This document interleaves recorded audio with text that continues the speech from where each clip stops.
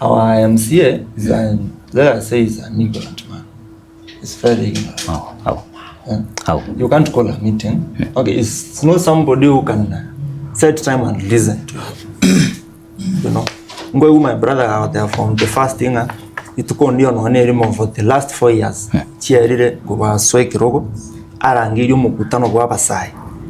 You know, coming together with somebody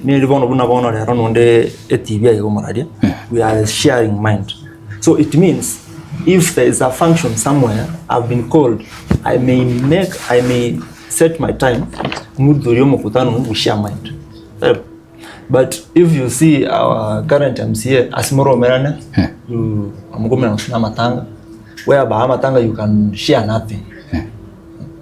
So our current MCA knows, like my brother Amos filed 2022. Na ama idenga no Getembe. So njambo no chiko gold chikura litangani in 2027. Yes. Njambo na so gete ntunde anentangani. So seeing this person ngano mondo mone karanse mo share mind hata singekuwa nimesimama hii 2027 because I would have had Amos and the other leaders, other youths babodi chikura barangeli wemesa baboli unga mkiorocha sana kolje gasi niki ngiketa kiroko. What about this how do we do to empower youth in this world? Because umatori HI is bigger than yaba saibon.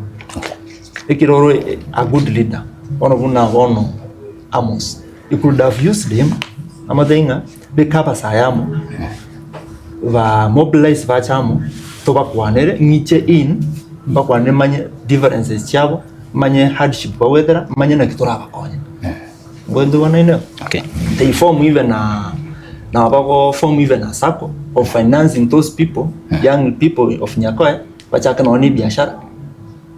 There's those lots that are given for young people to go and to get education skills.